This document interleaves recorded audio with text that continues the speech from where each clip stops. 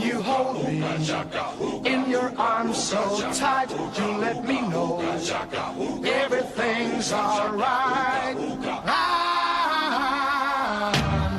hooked on a feeling.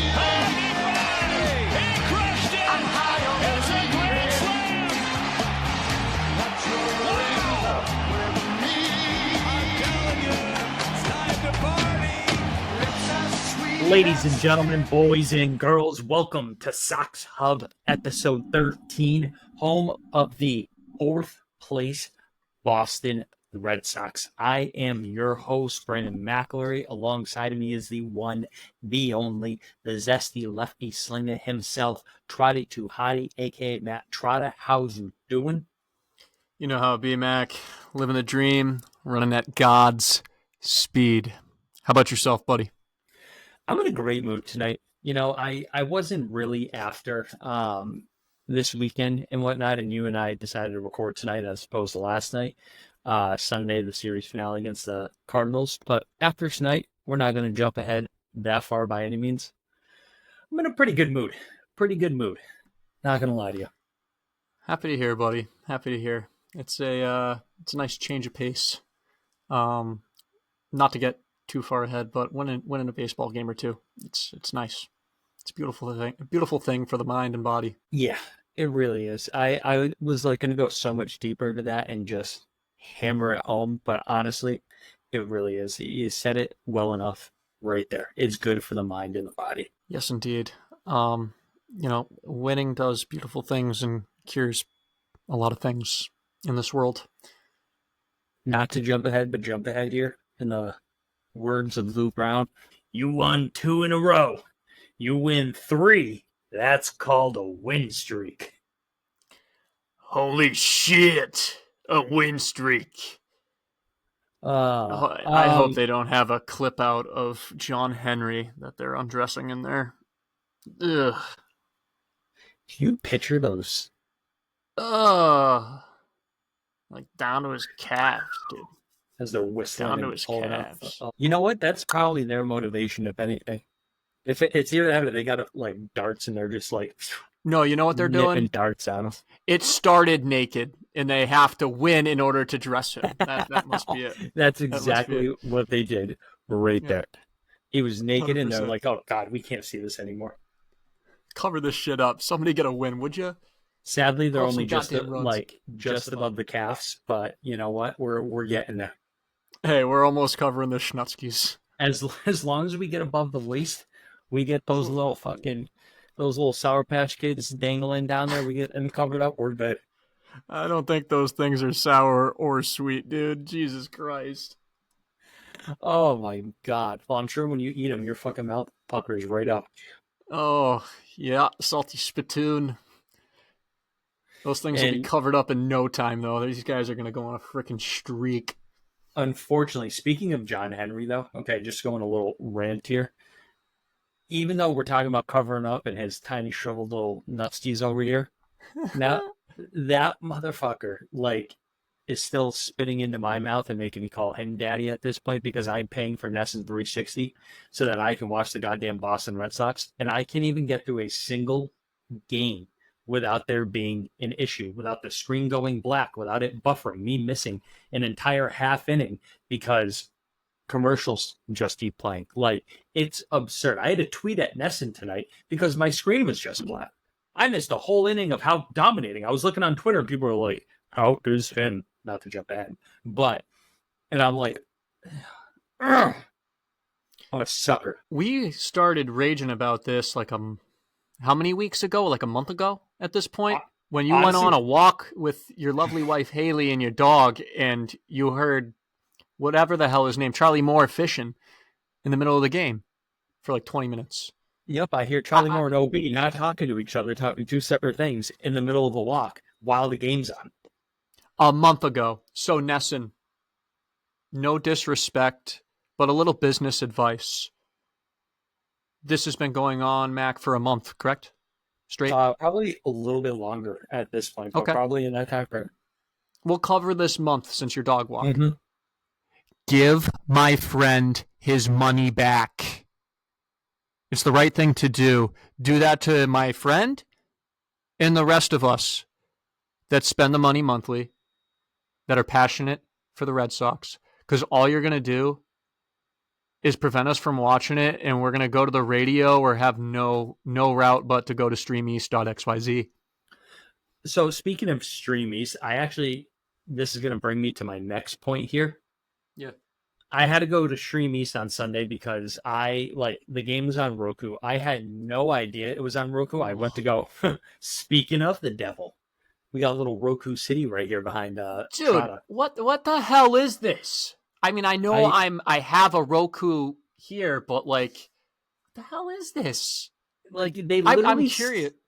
They literally signed the deal like 5 days ago, and games are already like on Roku. Okay, so I have my remote here to my Roku TV. I just clicked home.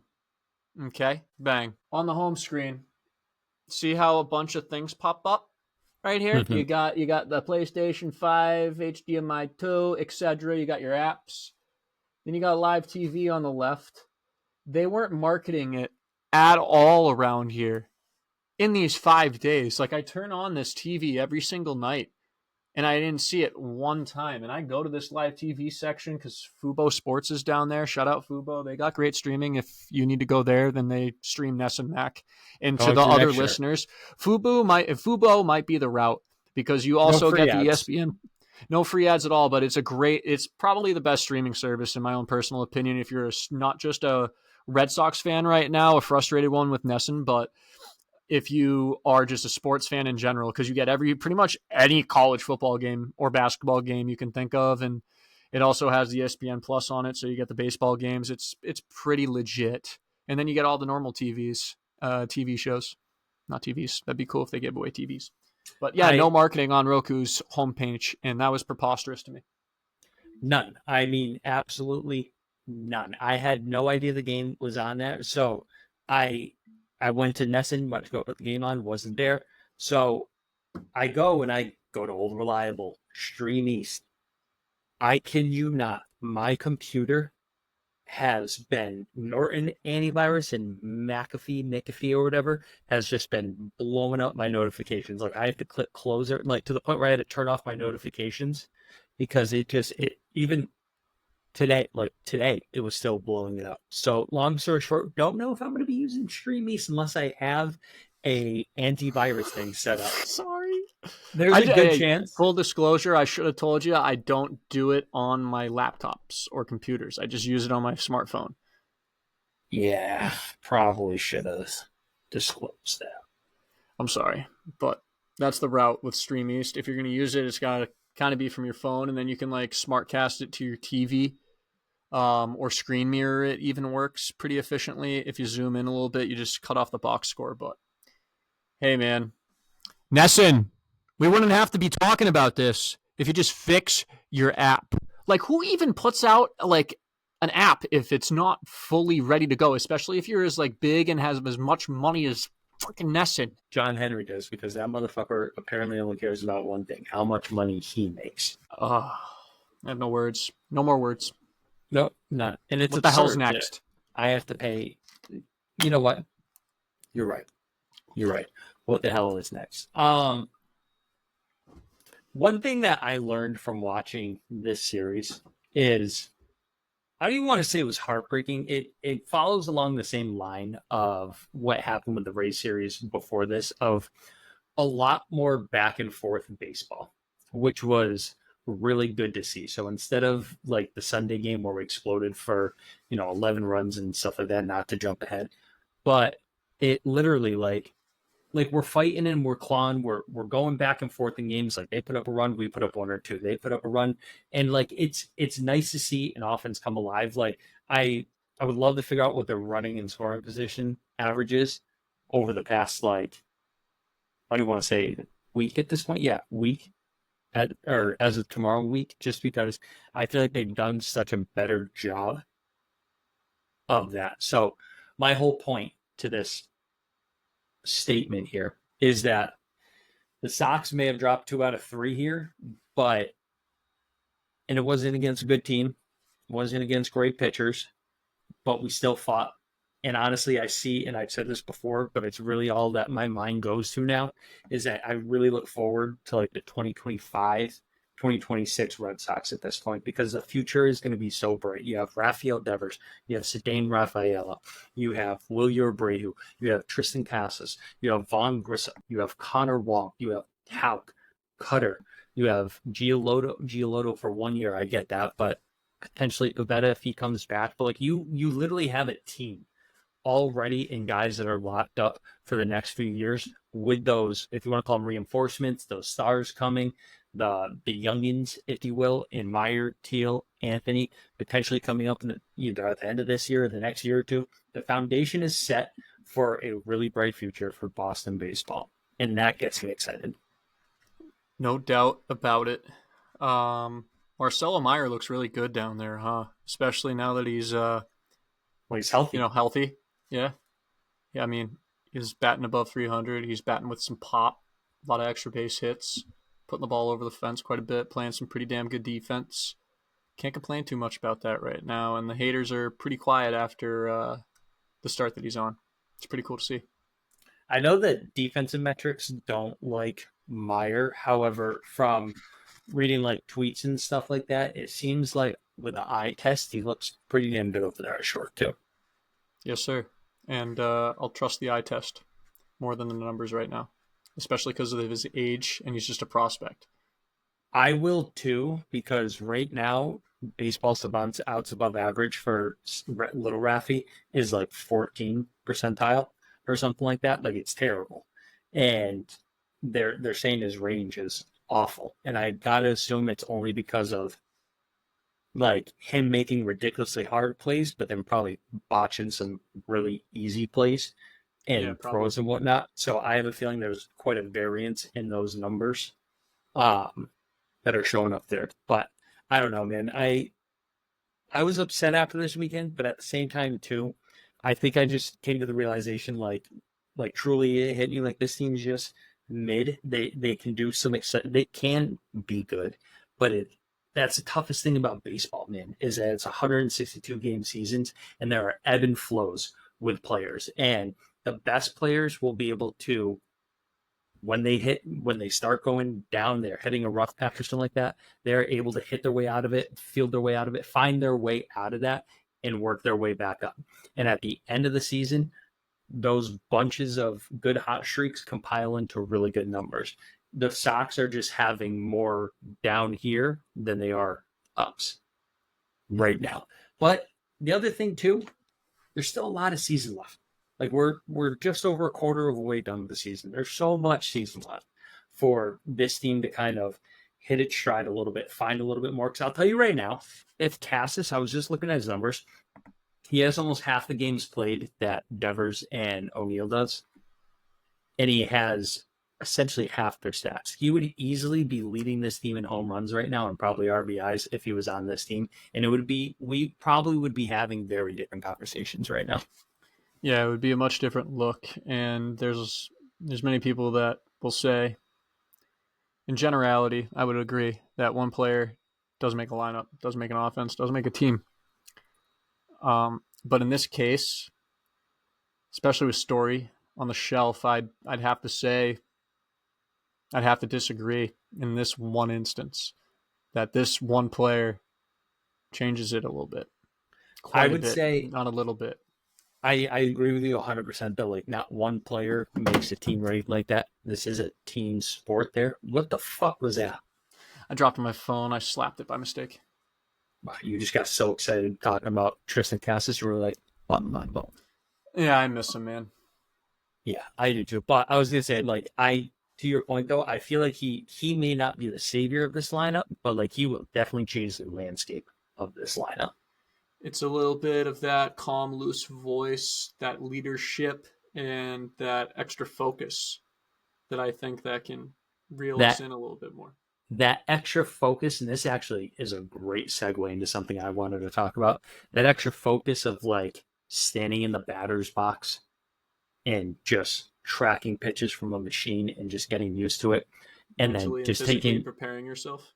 Yep, taking those. Like he just seems like a very visual guy when it comes to baseball. He likes to visualize success and all this stuff, and he needs to see it. And I'll tell you right now, he's been getting a lot of hate on Twitter. I shouldn't even say a lot of hate. He's been getting hate from one person. Shout out Jay Hay, the Nug Chef on Twitter. Great Twitter follow. I love the guy and everything that he stands for. And I know that there was no derogatory aim at Cassis here. He had just said it must be annoying as a teammate of Cassis to see him doing what he's doing, like standing in the batter's box, standing at home plate for 20 minutes, just staring out into center field. And I'm going to tell you right now, on the flip side, no, because I think he is such a lovable guy in that clubhouse that dudes are going to gravitate towards stuff like that, or Casas being Casas. You know what I mean? He's just doing his thing. Everybody's a little weird. Everybody does some weird shit. And I'll tell you right now, he's one of them, but you know what? It works for him. What's wrong with a guy that is all in, that has just bleeds this sport? What is wrong with it? Yes, Mac. Question in the back. Let me ask you this. Have you ever been anywhere, like grocery store, in the office, just taking a walk, and then you just sit there and you take a little imaginary swing? Yeah, I'll still do it. I'll do pitching mechanics and shit. Yep. Yep. All the time. Everybody does it. Now it's just been on a national stage that this guy is just sitting here timing up pitchers. You know how many tweets I see of this is what a good team looks like, and it's the guy in the batter's box, the on-deck hitter, and the hitter in the hole, all timing up the pitcher. Yeah, so what? Baseball does that all the time. They preach that. Yeah. So what the hell if the dude's a month out from being activated from the tryout? Let him be him. Let him be him. This is what hindered his growth in his first year, was he felt like he couldn't be himself. Now he's just out here being full-on costs. We are getting a full... Shout out Evan Blanco. And not because it's a banana being eaten, but it's because the way the banana is being eaten, and he was giving an interview, and it was just a picture behind him just eating a banana the wrong way. Funny story, actually, as you continue to eat that. One of my near and dear friends in college, he was my college roommate, and we went over at the time his girlfriend's, now wife's, house, and we're out there swimming in the pool and stuff like that, and we eat dinner with with their family afterwards. They made corn on the cob. For some reason, I decided to eat corn on the cob the opposite way that night. I'm eating it how you should eat a banana. Oh my god, dude! I don't know why. I was just shoving corn down there. Yeah, I was just mowing that fucking thing down. And when I tell you, this dad, his name was Jeff, spit out whatever he was eating, and it was just that kid's eating corn the wrong way. And to this day, have never been able to live that down. I was at his wedding a couple years ago, and that story got brought up of eating the corn the wrong way, and that man almost had a heart attack telling that story. He was laughing so hard. But now I'm watching you eat a banana the wrong way, and it's weird that cylindrical foods, corn's really the only one you eat this way. I'm not going to BS you. I've eaten a banana like that 3 times now in a row, day by day. I'm sorry, how many times? 3 times, 3 days in a row. Now. 3? 3. Who the fuck does 3 like this? You giving a shocker or something? My God. Hell yeah, baby. That's how I give 3s.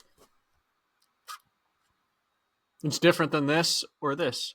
And this I is can say something, but I'm going to leave the wives out of this. How are you? What were we talking about before we were talking about you've shockers? eaten a banana 3 times like that? Okay, so I've eaten a banana 3 times like that. And I will say, I've never eaten bananas faster in my life. It's more efficient, honestly. And it tastes better. Describe to me how eating a banana this way is more efficient than just right down the bowl. I feel like when you take a bite of it, the long way, 1, you just feel sus a little bit, like your corn fucking experience. 2, you sometimes will bite off too much of a piece, and you're like, oh shit, and then you got to put the rest in your mouth or bite it off, and you're like, oh, come on, dude. And then it takes a lot longer because you have much more in your mouth. Well, this way, you're biting half of it, eating it, and it's like not as dense. There's not as much volume of banana in your mouth. But it's so flimsy once you start biting that. Like, I feel like it would just like. No, like if you have finesse and feel, like I just showcased here, it's pretty solid. And at the end of it, I ended up having 2 pieces, and I ate it like those mini corn on the cobs that you see at like Chinese restaurants or Chinese takeouts. Those were one of my favorites when I was a kid. Here's another corn on the cob story from the SoxHub boys. So when I was a little kid, I would eat my corn, and it would be at the Chinese restaurants. I would take that little corn on the cob piece out, and unknowingly I would eat it like that, thinking that's how it would be, and I would leave the center on it. And my parents would let me do that for like a couple years. And then one day I did that at like middle school age. No, not thank God. Not at 28, thank God. But I was with my cousins, excuse me for burping. And they just called it out right away, right when I did it for the first time. It was like on a New Year's Eve thing. We normally get Chinese food on New Year's. And holy shit, I felt like an idiot. And I was kind of upset with my parents. Like, why the hell didn't you correct this? This looks insane now that I'm thinking of it. Yeah, it really, like, I'm just picturing you with your mini corn just like nibbling away at it. Oh, I used to pick. I didn't go to Harvard, everyone, all right? We make it work, though. We make it work.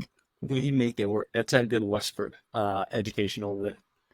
Edumacation. All right, well, we got a little off topic there. I apologize. Actually, I don't even apologize. That's a great. They'd rather listen to that than like the sadness of 2 games, you know?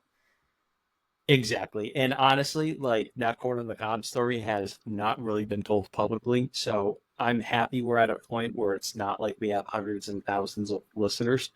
It's only going to be a few. Like, I'm sure I'm going to get a text in the next day or 2 that says it's going to be a gif of like hot dogs being thrown into my throat or something like that. Like, yeah, I'm going to get something.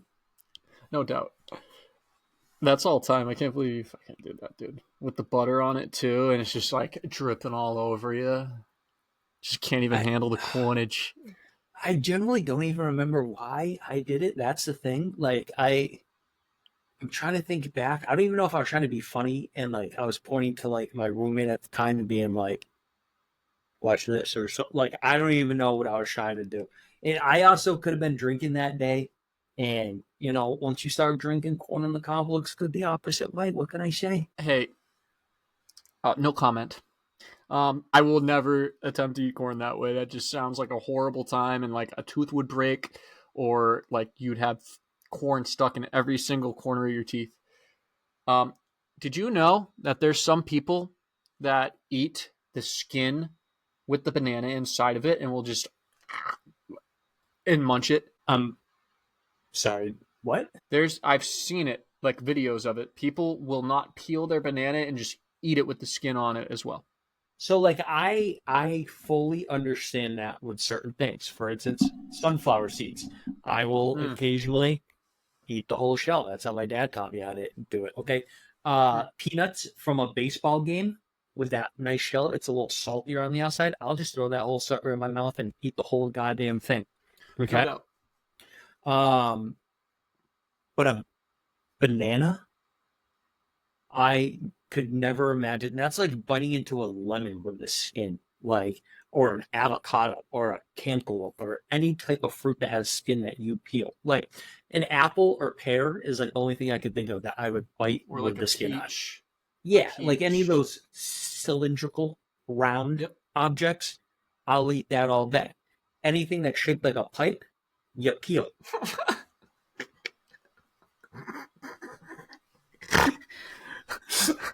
And some of us suck them, but others lead them sideways. I mean, come on, you never sucked on a banana? I have, but thanks to University of Virginia baseball, I ain't ever going back from the corn on the cob way. This shit's unreal. Trademarks, they gotta do something. I feel like the texture of that, like eating it now, the texture of a banana is already weird. Like, you're gonna try it tomorrow morning with your breakfast, and it is going to ignite your day more than anything ever has before, more than a black hot cup of coffee could. That's how great of an experience it's going to be for you. I'm really looking forward to it. You know what? I'm gonna do that, and I'm gonna record myself doing it, and we're gonna see Yeah. either how much of an idiot I look like or how well and smooth this goes. And for real, like, try and time it. changer. Yep, and time it. See how much more efficient it is. And then, like, eat another banana, because 2 bananas, no cramp. Eat one like your normal way that you like it, and then we'll go with the corn on the cob UVA way. See which one takes longer. In fairness, in a very weird, what's the word I'm looking for here? Like paradox. I don't know if that's Yes. the word, but like Alternate ironic. realm. Like Oh. no, I guess ironically, Okay. I feel more of a man eating it the regular way. Because you're like shamelessly doing it. You're like, whatever. Same thing like eating a hot dog. Everybody does it, so it must be the cool thing to do. You know what I mean? Yeah. The second you see something done that hasn't been done in hundreds of thousands of years that changes tradition, it blows people's minds and people are afraid of it. You know what? UVA is going to have to do next on that interview train? Oh, eat corn on the cob the wrong way? No, I don't know if they'll view that. I think they need to eat a hot dog sideways and continue with that little bit of like obscure things to eat like that way. That was gonna be my next thing. Is like a hot dog. You eat it this way. It makes sense at the trajectory and the angle of your mouth to go in this way. To eat a hot dog from top down. Now the question is, bun or no bun? Oh, whole kitchen sink with like, if you have mustard or ketchup normally on it, be my guest. If you were to get a hot dog, let's say a Fenway Frank, because actually you're going to the game this upcoming Friday, and Yes, sir. I gotta assume you're gonna get a Frank there. Oh, What's your I have go-to plans for that dressing? day. I'll let you know. I lather it, and I have no shame. So I will go with the trio. I'll go mustard, ketchup, relish. I'm a big relish guy. I like that a lot. It gets sloppy at times, but you got to do what you got to do. If I had to pick one, it would be mustard. Like if I had to pick one for the rest of my life, mustard all day.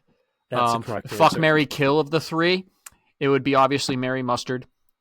I think I would fuck the shit out of relish, and I would kill ketchup. See, I'm on the exact opposite. That's a side wild take. Most people would probably marry ketchup. Absurd take, because relish is, I don't even know what relish is. Like It's pickles, dude. I understand that it's pickles, but it's not pickles though. It's cut up pickles. It's in other shit that comes out like Okay. gooey. Do you eat salsa at Mexicans restaurants?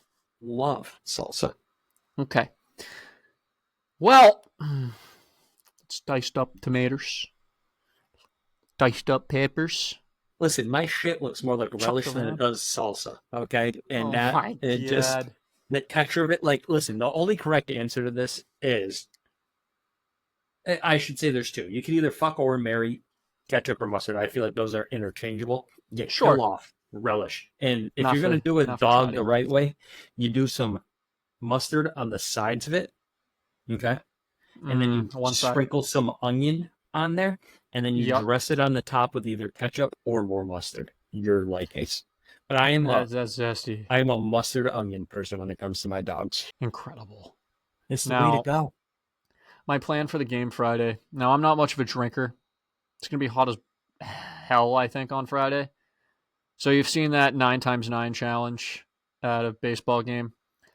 So it's you'd pound 9 beers and 9 dogs in 9 innings. I need to do that at one point in my life, and I truly feel like I can do it. Like, a lot of people look first glance, no shot, this skinny asshole could do this. I 1000% can eat 9 dogs and 9 beverages.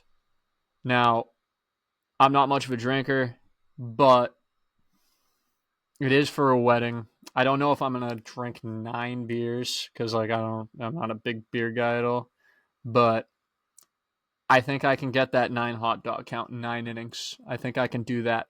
If you go and get like a draft or something like that, like Bud Light there, you might be able to do it. Like I'm with you. Like if you put 9 vodka sodas in front of me, sure, all day. but 9 beers will kill me. So I'm with you on that to some extent. But I In the think if you heat go Bud Light. too. Yeah, I don't know if I'm going to pull the trigger on the beer side of things too, because I don't want to be completely belligerent and be that family member at a I would public pay wedding to celebration. see Trotta be belligerent at a Sox game after pounding 9 beers, 9 dogs. And honestly, I better see a video of you eating one of them this way. Oh, absolutely, 100% will happen. I got you on that Friday from behind the Sox dugout where I'm going to be chirping. I'm going to be slurping, and I'm going to be gurging on some dogs and some brews, maybe. Who knows? We'll see. Speaking of bros, can you imagine being as fast as Jaron Durant? Oh, my God. Like, It's what, insane. He what doesn't would even you need to do in try. super speed? Like, what would you do in super speed like that? I do some angry lizard shit like he's kind of doing. I mean, I would be testing the limits. Quite honestly, I would try and see like how many bases I could advance on a ball that I hit that anybody else in the league would hit as a single. I truly want to see if he can stretch out an inside the Parker on like a pop up that drops. That's like a bleeder or like a So, dope fart. for instance, I know I didn't watch the game Sunday because of Roku. I don't know if you did. I don't think so. But No, not to jump ahead here. But Jaron Durant does hit a pop up to third base. Nolan Arenado doesn't drop it. He loses it or something like that.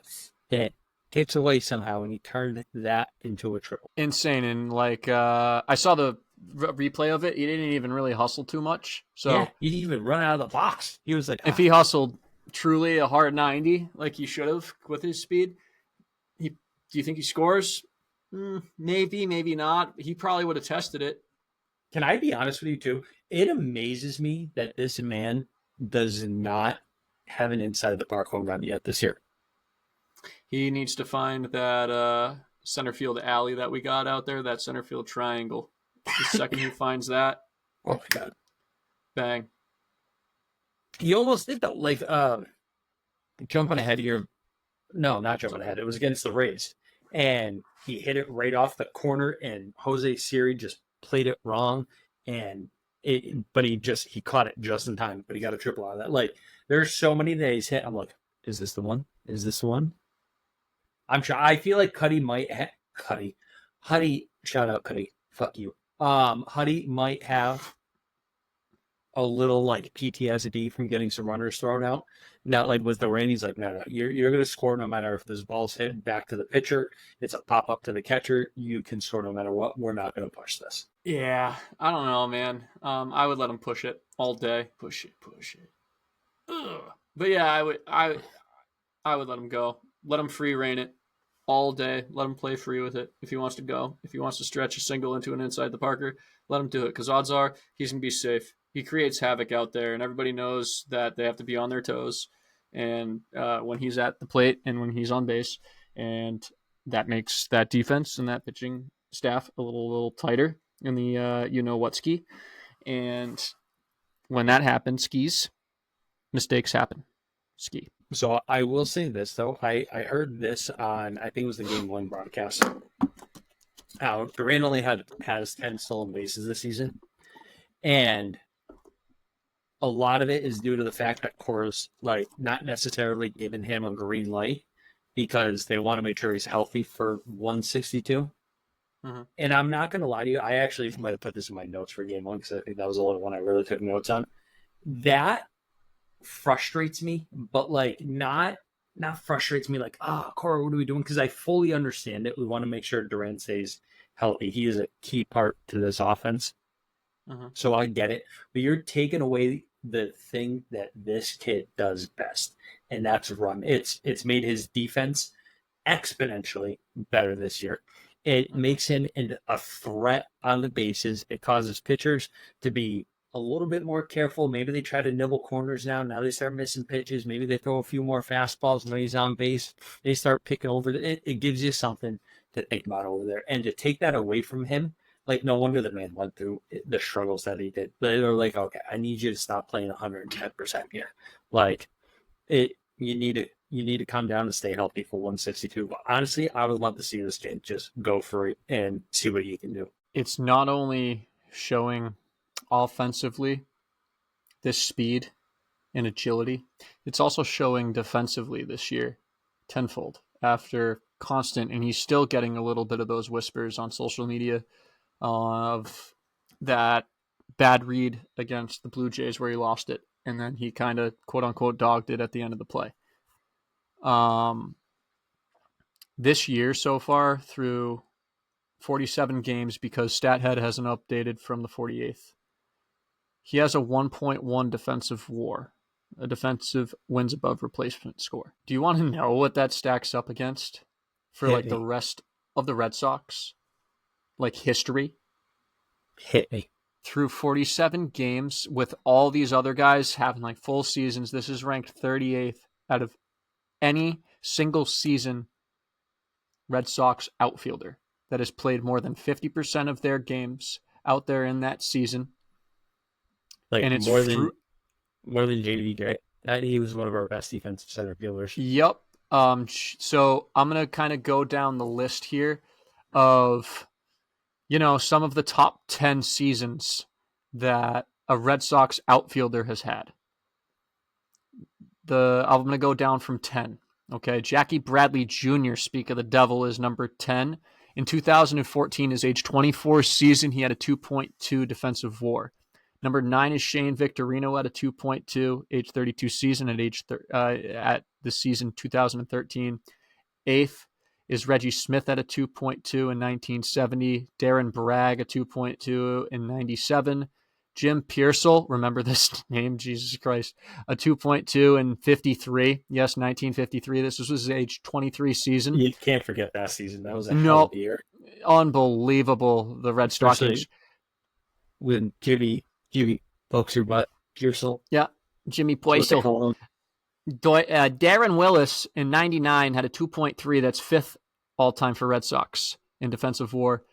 4th and 3rd is, I'm sorry, I got to say this name, man, Mookie Betts. 4th was 2017 season at age 24. He had a 2.6 defensive WAR. And in 2016 for 3rd place in Red Sox history, age 23 season, it was a 2.7. 2nd and 1st is both Jim Pearsall, ladies and gentlemen. Number 2 was a 2.7 at age 25, and the number 1 all-time is a 3.2, Jim Pearsall, age 26 and 56. Now, if you do the math, 162, Mac, for Jarren Duran here to project this out, if he continues on this 1.1 trend through these 47 games, 162 divided by 47 is 3.45 rounded up. Okay, so 3.5, right, times 1.1, okay? Because that is Jarren Duran's current defensive WAR. That number for his projected defensive WAR, if he sustains what he has been doing defensively, is a 3.85 defensive WAR. That would be the best defensive single season of any Red Sox outfielder of all time by... what's 3.2 minus 8.5 by 0.65 defensive WAR points. That's pretty damn impressive for a guy who was just shit on for his defense. Like, terrible reads, terrible jumps. The only thing that got him the balls was athleticism, all this stuff. And then to do what he's doing now is amazing. And I mean, I even pulled the stat too that Duran this year, among all qualified outfielders, is 3rd in outs above average, only trailing Dalton Varsho and Michael Ciani. I think one has 8, one has 7, and Duran has 6. Pretty sure Dalton Varsho is the best outfielder in the game right now, right? Defensively. That's the only reason why he's playing right now for Toronto, I think. Just because of that glove, because he can't hit. Is that a train I just heard? Yeah, I live near some train tracks in North Chelmsford, so it just went by. I tried to mute it, but I had to speak my mind. Question for you real quick with Duran's proof so far through 47, 48 games here defensively, and then what he has shown over the last 2 seasons offensively and on the base paths. With the depth that we have in the minor leagues and currently at the major league organization. I'm kind of penciling Jaron Duran and our boy Wilger Abreu together here. Like one of those two is likely out of here, right? Like you already know Tyler O'Neill's gone, so like we can't get too attached to that, unfortunately. But those two, like you got to think of those two in the next 2 years. All right, I think that's the window. Like I think they're going to give these two a full season with the Red Sox, but during the off season or by next year's 2025 trade deadline, one of these two is going to be gone. Which one, as of right now, through 47, 48 games of the year, are you shipping away if we had to make that decision right now? Gun to head. It's very easy for me. I shouldn't say it's easy. It pains me to really say it. It does. But like I'm shipping out Duran personally, and the only reason I say that is Duran's 27 going in. I think he turns 28 this year, and if the one like plus tool that he has is his legs, those eventually start going. Even in those like early 30s, like you look at guys like Starling Marte, who just relied way too much on his legs. Not that he relied too much on his legs, but when your one thing is plus speed, that deteriorates a lot quicker than a plus bat or something like that. And so I personally would like to take my chances with Willier out there and right. I mean, plays a hell of a right field for a guy who literally just picked it up last year for a few games and full time this year. And Cedane Little Raffy playing center field. And then you got Roman Anthony coming up and you just supplement with a fourth outfielder. It pains me to say because I love Duran. I love everything that he's about and what he does. It's just if you're thinking about the longevity of him, Willier's 2 years younger than him, plays an excellent right field, which is very, very tough to play at Fenway Park. So I don't know. For me, I'd have to say it would be Durant. Willier currently has a .4 defensive WAR. I don't know if I'd agree with you, man. I don't really care about the age, and I think Duran's speed will last. I don't think that is going to go downhill in the near future for him. Not until he's like 33. So like we got plenty more years of his prime, and he's only getting better and better at the plate with his approach. He's only getting better and better and better with his mindset and mentality. He's only getting better and better and better as a leader and one of the guys that people turn to in the clubhouse, I would assume nowadays. This guy is the spark plug. He is developing into a leadoff guy for us throughout the last couple of years, and that's a really hard role to do at a consistent basis. And quite frankly, I would much rather that dude in our outfield and in our lineup than a Wilyer Abreu. No disrespect to Wilyer Abreu. I respect the hell out of him offensively and what he's been doing so far early on in right field. But if that is our long-term right fielder, I don't know how far we would go success-wise. You know what I mean? Like, I feel like there's better defensive options. I think he would end up moving to left field, and then his defense gets a little better. You switch Duran more to center field and then put Rafaela in right. I just don't see that being a long-term spot. I just don't know. I disagree with you wholeheartedly because as we talked about it with Little Raffy, like the defensive metrics don't favor his outs above average. I'm pretty sure I looked and it's like 47th percentile or 15th percentile, something crazy low in the low on baseball salon for his outs above average. Yet when you watch him play, you know that it is gold glove caliber defense. And I think what Willier's doing out there, right, handling that, man, like that's not an easy position to play at all. And it's probably one of the toughest right fields to play in baseball. And on top of it, if we want to take the hitting aspect into it, we're talking about by next trade deadline or something like that you had mentioned. And keep in mind, Lil Raffy's still young. Like he's developing as a hitter. Like once he puts it together, there's your leadoff hitter. You would hope. There's a lot more work to be done there in the next couple of years. We'll give him time. There is, that. But I think I would want him to be a leadoff guy. I think that is the piece. That's the piece here. To make this decision, if little Raffy turns into that dude that he's supposed to be all around, we already know the defense is there, but if he can be the leadoff guy instead of like Duran and it's outright and it's like, why are we doing this? Then it would make sense. But if Rafaela still cannot hit in the next until 2025 trade deadline, I don't know if you want to get rid of Jaren Duran, dude. That is risque. Like that. I understand that he's got game changing speed, all this stuff, but we have an abundance of left-handed bats on this team, let alone just in the lineup, and especially coming up. Meyer's a lefty, Anthony's a lefty, Teal's a lefty. So you're gonna have to make room for them. Obviously, one of them, Duran, is probably gonna net you something a little bit better in a trade. And listen, I don't want to trade the guy. I don't. You put a gun to my head though and choose between Willier and Duran.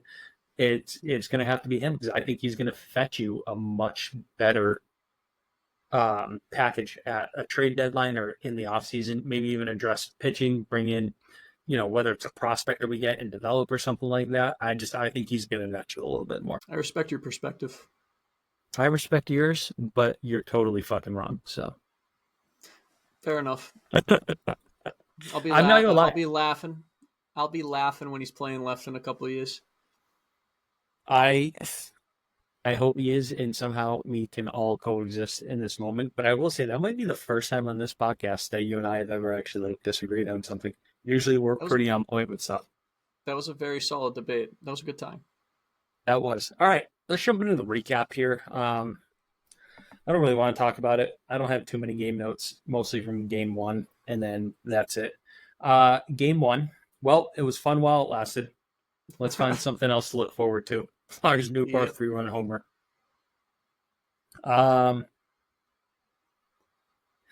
I forgot what inning it was. I think it was Tyler Real's first at bat. He ends up getting to first base, and him and Goldschmidt are talking over there.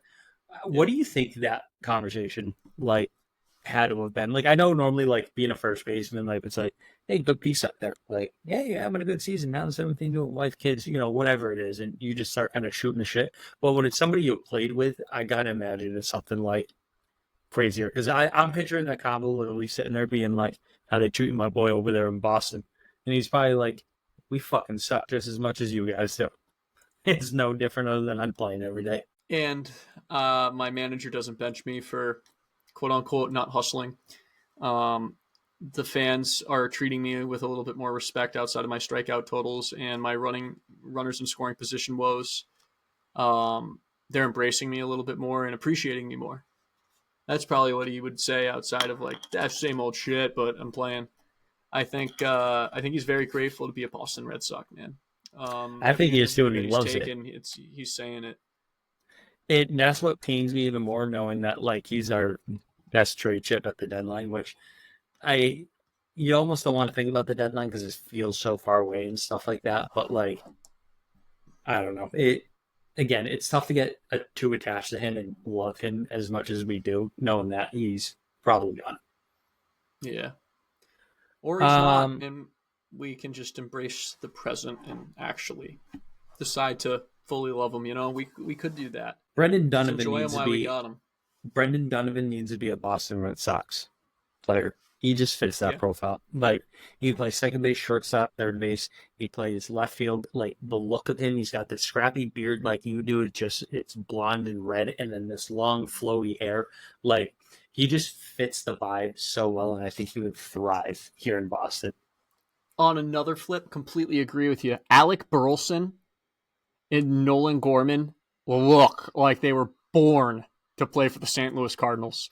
Alec Burleson looks like a mini younger clone of Lance Berkman back in the day. He just gives me that sort of vibe, and he just hits freaking missiles. He looks like a beer belly Cornhusker, corn-fed guy that just is born and bred to hit tanks. Amen. And actually, funny thing about him, I was watching one of his bats in that game too, and he foul tipped the ball and he didn't know where it went. And when I tell you, this was the twitchiest head I've ever seen. He thought he hit it to the left, so he was looking for it. Then he was just like, squirrel, squirrel, squirrel. Yeah, squirrel. And that made me dizzy. I can only imagine. Whiplash. Yeah. But yeah, just I think Brendan Donovan needs to be a Boston Red Sox one day. Um, Von Grissom talking to Hamilton after an at bat. So this is like some of these notes are just like coach notes that I noticed that I love. But Kyle Gibson was just hammering the off-speed pitch early on, and Von Grissom struck out on the dirt. And you just see him walk past David Hamilton after he struck out, and he's literally just sitting there going, sit on it, wait on it. And I love that those little interactions of a hitter walking back from the dugout after a strikeout saying like, hey, sit on that curveball and drive it. And I love to see that. And sure as shit, what does David Hamilton do? Takes a curveball on the inside part, drives it down the line, 2-run triple, bottom of the second, makes it a 2-2 ball game. Toss up the 3-run homer for the Lars Newbart, and it was 2-run homer. My bad, I remember I made that mistake, but didn't fix it. Did David Hamilton hit that on a breaking ball? He sure did. Inside on the hands. Good stuff, Vaughn. How to be a good teammate. Um, That's why we preach that stuff as coaches. Amen. Ivan Herrera might have the most annoying batting stance in baseball, and I'm gonna have to move for this. But he gets up there, and he goes, Oh, and then loads into a swipe. Like his hands are just like he's jerking it's off. like the Cutter Crawford double hitch here before he flips up. Not even. He's just jerking off his bat for no reason. Oh, And it annoyed me. Yeah, something about that annoyed me. That was a good demonstration, though. Thank you. Appreciate that. I've been practicing. Yeah. Because it annoyed me that much. Doing that in the market basket fucking bread aisle, are you? Yeah, trying to figure out how the hell you hit like that. But granted, he's in the majors, so he's doing something, right? Amen to that. He was on a hot streak. He's still on a hot streak. First the Red Sox, he was on one multi-game hitting streak. He was batting like 444 going into that series for the last week going into it. A lot of those players were either just eating up or like sucked, like Fumble Schmidt sucked, and he had a good little series there. Nolan Gorman, granted he struck out like 50 fucking times this series, but still popped a couple home runs. Speaking of, Nolan Gorman hits a home run, makes it 3-2. Cardinals, top of the third. Pitching this game, by the way, was Brian Bayo versus Colin Vincent. Bayo now has let up 2 home runs to start. Then Devers hits a home run to tie it 3-3 on a curveball, nonetheless. And that, at that point, was his fourth straight, I believe. Third in game 1. You're right. Third straight game with a home run. Wow. Long is the best hitter with 2 outs. This dude just loves hitting 2 outs. He's batting above 500 with 2 outs. That's incredible. Then I said some prerequisites for our hitters before they step into the box. Tyler O'Neill, no one on. Connor Wong needs to have 2 outs. Those are just prerequisites when they step into the box. If they do that every time, then we're up by a run right there, and then we got to run around immediately. Easy. And I keep thinking about this. So how I mentioned about this series is it was a lot of back and forth. So Sox ended up losing game 1, 6-10. Bayo goes 4.2 innings pitched, 7 hits, 5 runs, 4 Ks, 0 walks, allows 3 home runs, 2 of them around the changeup, and raises his ERA to a 3.96. Devers homer for the third straight. His FIP's above a 5, dude. Yeah, it's not good. But I gotta imagine defense hasn't helped out much in his starts. But bullpen stunk, let up 5 earned runs and 3.1 innings pitched. We did tag Gibson for 5 earned runs, but couldn't do anything beyond that. And where I'm going with this is, I literally think it's The Godfather. Just when I thought I was out, they owned me late. And let me tell you, like, this team, it has that fight. It has that little specialist with that dog in them to want to go out there and win ball games. It's just they can't. And it keeps me glued. It keeps me invested. It keeps me emotional. It keeps me a roller coaster.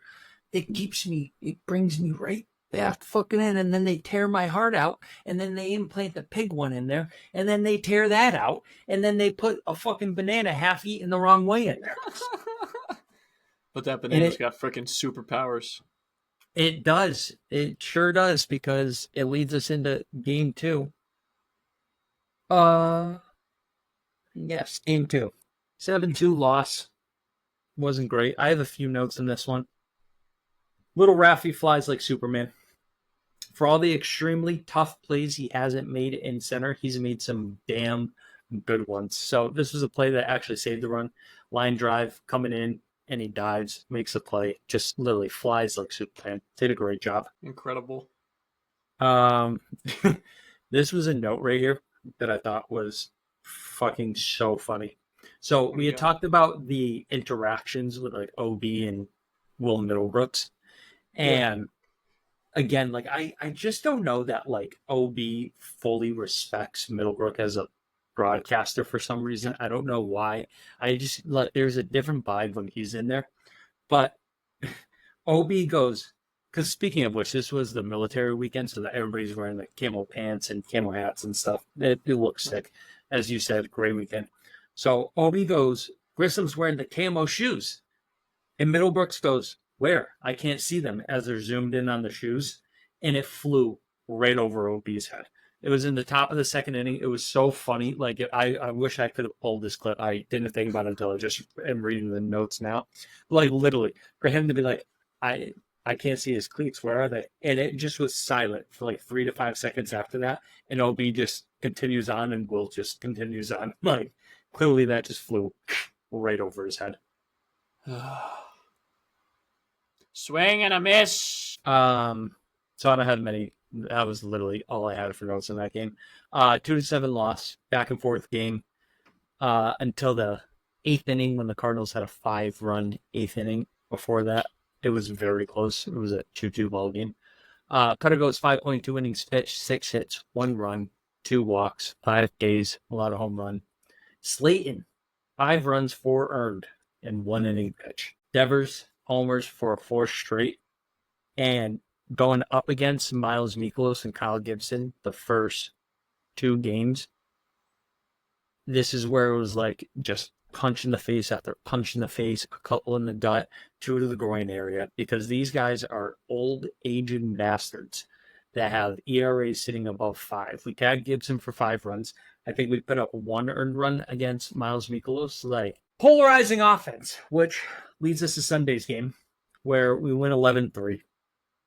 Offense just absolutely erupts. I actually was out picking up some stuff for my dad, so I was listening to the game, and then I was out on the golf course listening to the game, and it just, every time I checked the box scores I was listening, it was like another run. But 11-3 win. Veta goes 6 innings pitched, 1 hit, 1 run, 8 Ks, 1 home run. Had an absolutely outstanding start. Only threw, I think, 72 pitches when he was pulled. Got to imagine they, trying to get him tight, trying to keep him fresh. Boozer and Martin lock it down for the 8th and 9th. Weisert was in there for the 7th. I think he's hitting a bit of a wall right now. Like, I feel like the past 2 or 3 outings out there, he's let up a run every time he's been out there. Yeah, him and Slayton might be hitting a little bit of a wall. Hopefully they aren't, but they haven't been looking good the last couple of outings out there. No, they haven't. The interesting part, though, is I wonder how much is, like, game plan changing to a certain extent, and, like, Professor Bailey out here, like, trying to make adjustments and change the game plan a little bit, because interesting tidbit looking at Cutter's start was he threw the fastball 27% of the time, which is the most he's thrown that all year long. So I don't know if that was like a feel thing, like he just wasn't doing certain pitches, or if that was part of the game plan. But I thought that was interesting, considering Bailey's known for throwing anything that has spin on it. Yeah, throwing a curveball at the opposing team there, huh? That's what you did there. Thank You see what you did there. That was a good Thanks one. for not being Obi there. Nah, see, we have a good rapport, a little back and forth there. We understand some stuff. Will Obi, Middlebrooks deserves better. He does, because I will say this. If it comes off like I don't like Will in the booth, it's a lie. I love Will, and I think he brings a great perspective. I think he's a great broadcaster and stuff like that. It's just him paired with OB. It's not that it's tough, and like the dynamic's fine. It's just like, again, I feel like it's like I've been doing this for 50 years, buddy. Like every time I look at OB, by the way, complete side note, ADHD kicking in. I like feel like I thought OB was like 70 to 72 years old. And then I look at him in the broadcast with his fucking jet black dyed hair slicked back with his glasses, and I'm like, huh, he's not as old as I thought he was. And I had to Google it, and he's only 60 years old. 5 more years. Yeah, I thought he was much older than that. 5 more years, and Luke can be full-time in there. Check it in my veins. O'Neill, Devers, and Hamilton all hit home runs in this game. Devers, 5th straight game with a homer, tying the legendary Bobby Dahlbeck. Now, Trotta, I got to ask you this. If Bob's not that good, how does he have a record, a franchise record, that the greatest player on this team, the star on this team, has tied? How does that work if he's not good at hit? Yeah, has that type of record. It just... He went on a hot tear for about half a season, give or take, and 5 of them went out in 5 days in a row on him, like he has been doing currently for the Woo Sox. That's tough to do. I'm not going to lie to you. I don't care who you are. 5 home runs in 5 straight games. I think the leader... Ken Griffey, 8. It's Ken Griffey with 8. Okay. I believe so, yeah. Well, Devers chasing history at this point. And hopefully he gets the 6th, because I never want to hear Bob attached to that again. Well, to not jump ahead, but jump ahead because we're recording on Monday, first game of the Rays, he did his 6th Let's game go, Raph. And ironically enough, Spoiler alert. I was writing down in my notes. We'll get. You know what? No, we're not. We're going to talk about the fucking. What's it called? The fucking schlumbag St. Louis Cardinals here. Duran, we already mentioned it early in the pod, but he gets a triple on a 5-ball third base that Nolan Arenado, Platinum Glove winner, drops and gets a triple out of it. Just thought that was amazing. But with that, the Sox dropped 2 out of 3 to the Cardinals. They win the rubber match. Not even the rubber match, the last one. That puts them at 23-14 before tonight's game. A game below 500. Beautiful, dude. Beautiful. Speaking of above and below 500, I looked at an interesting stat. Actually, I wonder if I took a picture of it or bookmarked it, because I would like to give somebody credit. Codified Baseball tweeted this out, and I thought this was interesting. Games versus teams with above 500 records. Chicago White Sox have played 37. Houston has played 34. Toronto has played 32. Minnesota, New York Mets, and Oakland are tied at 29. The Angels at 28, and then the Boston Red Sox are 1, 2, 3, 4, 5, 6, 7, 8th. 8th on the list in the whole league, playing against teams that are above 500. So I've heard shit from friends and family that they have an easy schedule, that's why they've done so well. Yada yada yada. They are 8th. And almost more than half their games have been played against teams above 500. Something that shouldn't go unnoticed, man. With role players. Certainly shouldn't. Let me tell you. Sounds like 13. Sounds like 04 a little bit. Don't start pulling me back in, baby. I'll do it. I'm not going to lie to you. Series look ahead, Mike. I am kind of getting tired of not having a TTPP or a SoxHub MVP to throw out here, because it's been 2 straight series now. 3 straight series. I don't think. No, yep, 2 straight 3. Series. 3 that we haven't had one. And I need the music injected into my veins. I need songs. I need a little bit of vibrations. I need a little bit of this in my life. You know what I mean? That didn't feel right. Like if they win this next series, which we're gonna get to in a second, I'm telling you right now, the vibes are coming in hot on Wednesday. No doubt. Like I'm coming in screaming. I'm coming in ready to rip the roof off. I might take my shirt off and go because we won the series. Ooh. But we'll see. Give me the series look ahead. What do we got? Give the fans, the listeners.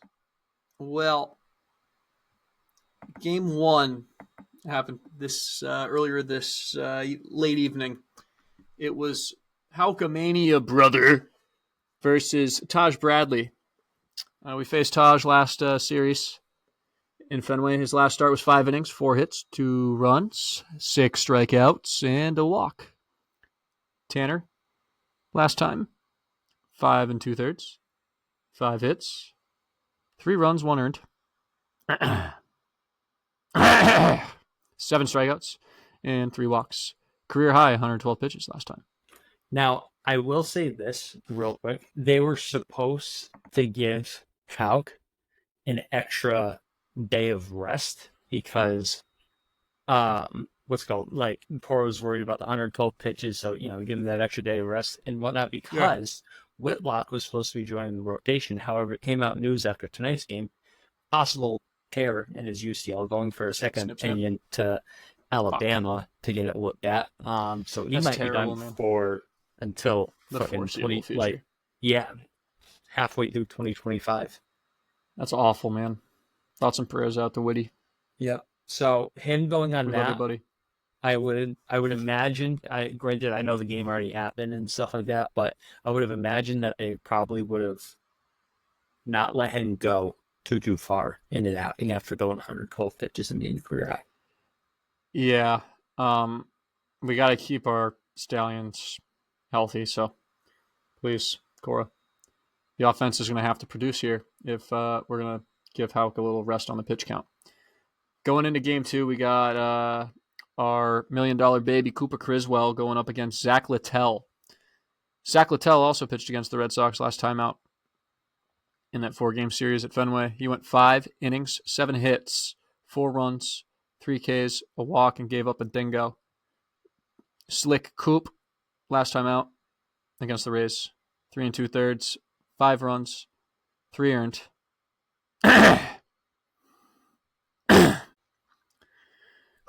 4 hits, 3 Ks, and 2 walks. And he also threw, I think, a career high in pitches. I think didn't he throw like 103 pitches or 98 pitches? Yeah, or something like that? And Cora was trying to gut the most out of him in 4 innings, but couldn't even get it done. Yeah. Last but not least, the finale is going to be Brian Bayo versus TBD. We have Ryan Pepio. What a fucking prick. Sucks. Projected as the TBD that they're going to use. Bayo, last start versus the Cardinals. Yeah, not good. 3 dingos given up. The changeup was ass. 2 home runs off of it. He's now at a 3.96 over a 5 FIP, and that one's a little interesting. Pepwa, whatever the fuck, is probably pitch limit. First start back from the IL. 3-2, 3.68 ERA, 41 strikeouts in 36 innings. In his 1 start with 6 earned. He has 1 start with 6 earned, 4 starts with 1 earned or less. Scares us a little bit here. That's a nice little nugget that you tapped into there. I like that a lot, man.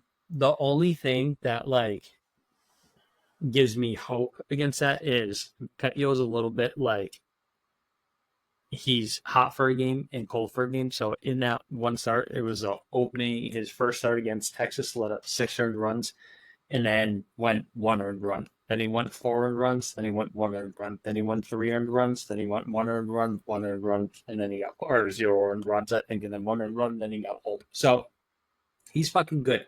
He was actually part of the trade that sent. It might have been Manuel Margot.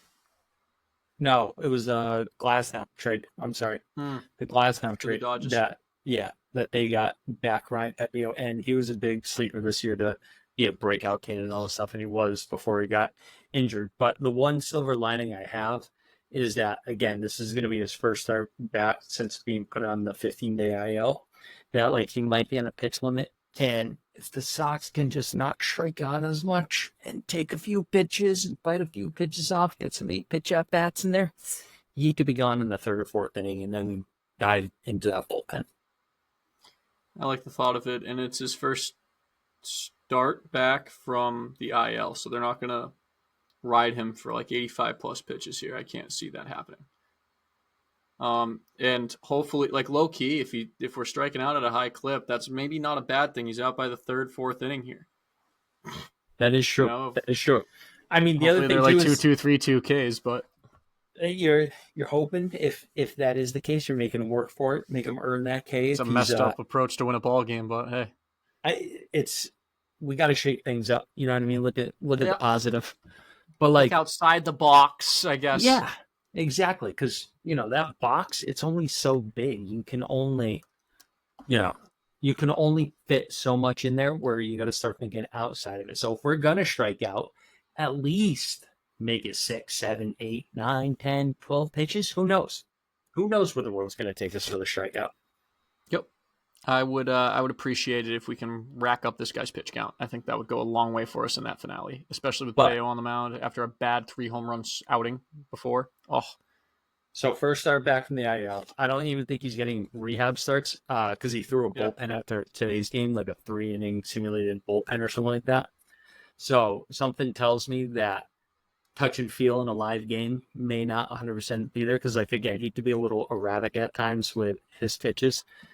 I'm feeling it scares me that like he could pull like a Tommy Bradley and just be nasty, or he could absolutely shit the bed. It could go either way. But what are you thinking out of this 3-game series? Well, we just won tonight, so 1-0. I would have picked Hauksky like I have every other time this year. No doubt. So 1 for 1 here. Game 2, Coop Criswell versus Zach Littell. I'm just going to cut to it. We're fucking sweeping the Tampa Bay Rays in the Trop. God fucking damn it. Littell is a fucking shit bum. Cooper Criswell is getting back on the horse. He's going to dominate this lineup for 4 or 5 innings pitched. Brian Bayo has a get-right outing right now where he is getting a lot of heat for giving up 3 home runs last game. Guess what he is not going to do in the finale? Now Give up a fucking home run. He's going to go 6 strong with 1 earned. And Ryan Pepper is going to get shit rocked before the 3rd inning is even concluded. Sox sweep. Rafi Devers hits a home run tomorrow night too. And holy shit, what? You're going to let that motherfucker tie a record? Thank you so much, you French fuck. Motherfucker. Did that hurt your ears and go whiskey again? Pretty much. Fuck. Not gonna lie to you. Sorry. It got a little exciting there, but I was fully with you because honestly, I was going to the positivity horn because I was gonna call the sweep if you didn't. Do I even feel it's going to happen? I have no idea. But you know what? This is a revenge series against the Rays. They embarrassed us last time. The Cardinals just embarrassed us. The Sox are about to put the world on notice here. They are going to sweep the Rays. All right? They're going to go absolutely bananas. The offense is actually going to fucking do something. Pitching's going to go back to the first month of itself and just be lights out. The bullpen's going to come back alive. The team's going to play unreal defense, and we are going to sweep these motherfuckers. And we are going to be positive vibrations, okay? Come next pod. It is needed. It is warranted. It is wanted. This team deserves it. They earned it. And they are going to get that sweep. Bring out the brooms. If we sweep, and when we sweep the Tampa Bay Rays, we will be a game and a half ahead of them for 3rd place in the AL East. And we would be 2 games above 500 at 26 and 24, 50 games through a season. And then you got Milwaukee. Not to jump ahead, but then you got Milwaukee coming Jump ahead. Yep. You got fucking Milwaukee coming in. And I know Milwaukee's kind of good right now, but I'm not going to lie to you. I think we shit down their throats. You got the Trotty vibrations on opening series day on Friday versus the Brewers there? Are you fucking kidding me, guy? The Sox are going to score double-digit runs, and Cutter Crawford is going to throw a 7-inning masterpiece for us. No doubt, man. We're going to fucking take those Brewers. We're going to drink all their beer. We're going to slide down their slides from fucking Boston, goddammit. And we'll sweep their asses too in our own yard. What do you say about that? That'd be kind of frisky. Yeah, but you know what? We're jumping ahead here. We are jumping ahead. Let's take this again. 3 makes a winning streak. 3 makes a winning streak. And boys, I know you may not be too comfortable with what that is, but then you get 4, then you get 5, then you get 6, and now we're in a conversation here. The boys start playing some good baseball. Conversation. Who knows? This game is a weird game. Crazy things happen. Teams that all have no business winning end up going on a crazy run in a given year, man. That doesn't happen in other sports necessarily. There's so much variable in baseball. That's the beautiful, poetic part of this game, ladies and gentlemen. Okay? Why complain and be constantly negative and show no interest to a team that gives it 110, scraps their ass and balls off every single night out, treats it like a playoff vibe every single day? I just don't understand it. I really don't. This game, you never know what can happen. Ride out with a group that is hungry to prove themselves. And hungry, honestly, to make some fucking money, because all these guys don't get paid besides like Rafi and Story, really, and now Lil Rafi. You know what I mean? And Kenley. Like, these guys are all fighting for their fucking futures. And that is such a relatable thing, man. Like, especially with the working class of Boston, how do they not see this? I understand the frustration with John Henry, but god damn it, this is a working class baseball team. They're trying to itch and claw in every tooth and nail for wins, constantly fighting for their fucking livelihoods, because most of them aren't making more than $2 million fucking dollars this year or next year. They're trying to make a name for themselves, and they're trying to do everything that they can, not only for themselves and their futures, but for the fucking team. Because this is a big, massive common goal for the group, is 1, that financial piece, and 2, that they're all young and hungry and want to prove this fucking world wrong, because everybody counted this squad out. And god damn it, how many times has that happened in Boston sports when a Boston sports team has been counted out from the jump and we shock the world and do something insane? And I'm not even talking just about the Red Sox. Come on, man. I mean, the Patriots were down 23 at halftime. They came back. They won that shit. The Celtics and the Bruins are the only 2 that really are heartbreakers, if I'm being honest. Yeah. Teams that should win that don't. And now let's flip the script here and have teams that shouldn't win do win. I would love that. And the Red Sox have done that multiple times in the past with, I wouldn't say similar roster construction, but similar vibes going into the year, or 48 games deep. Yeah. I mean, to be honest with you, I don't know if the goal was to win a World Series this year, was to even get into the playoffs or fundamentally build whatever it may have been. But by God, my goal every year is to see this team battle in the postseason and compete in October, play some extra baseball. And if they get there, if they just can sniff the wild card, they have the pitching to be able to go a very long way. And that's, if you ask me, that's the biggest thing. Like, yes, offense wins. You see cool and incredible, exciting home runs. But, like, the pitching to lock it down, I don't think many teams stand a chance, considering we do have the best ERA in baseball. Correct. If the pitching wasn't doing what it's doing, or like top 5 even, I wouldn't be on this vibe, and I'm sure you wouldn't be either. But like, pitching and defense wins championships. We have one of the 2.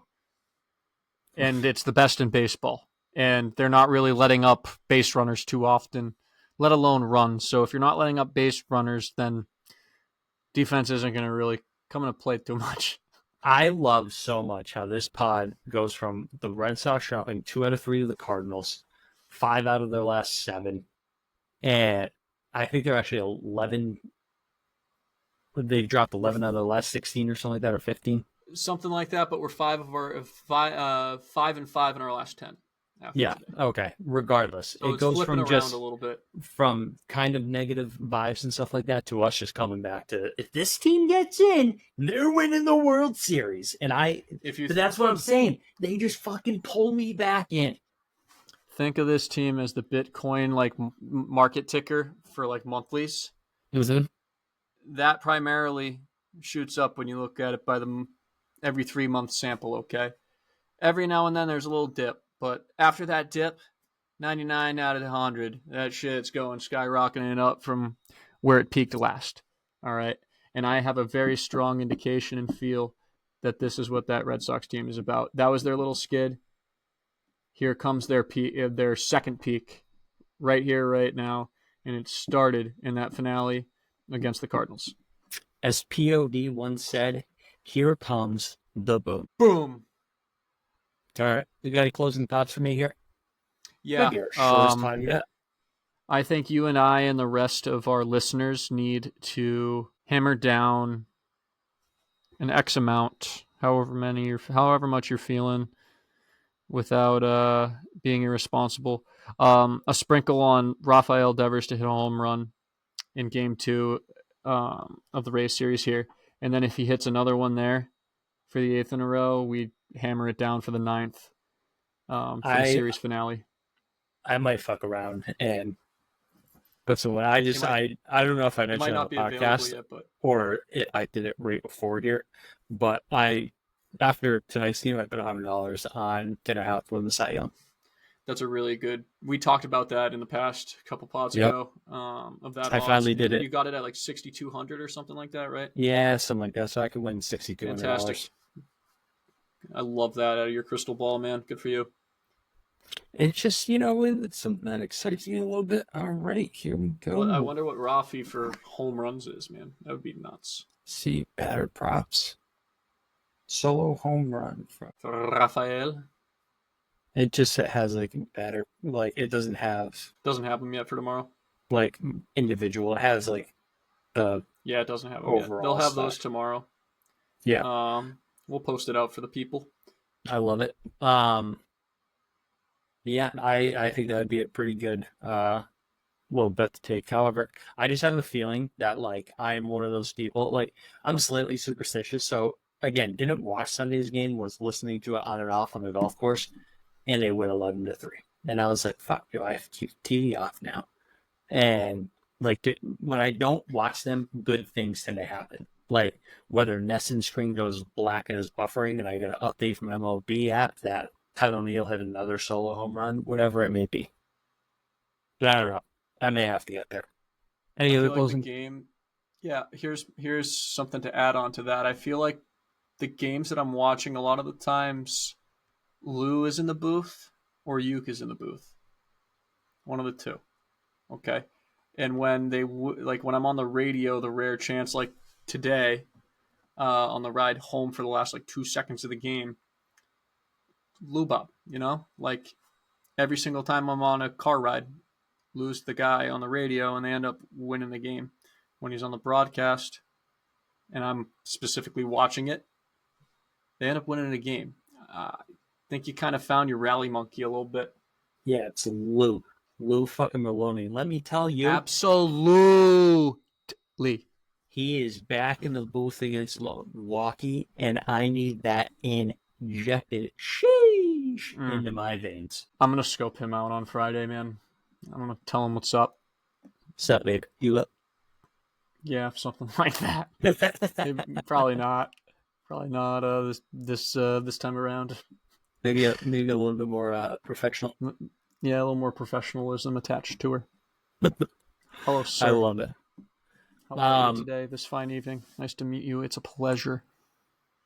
I have 2 closing thoughts. One, I saw this on Twitter. I saw Ed Ann tweet it, but I'm pretty sure like 5 other people tweeted it as well.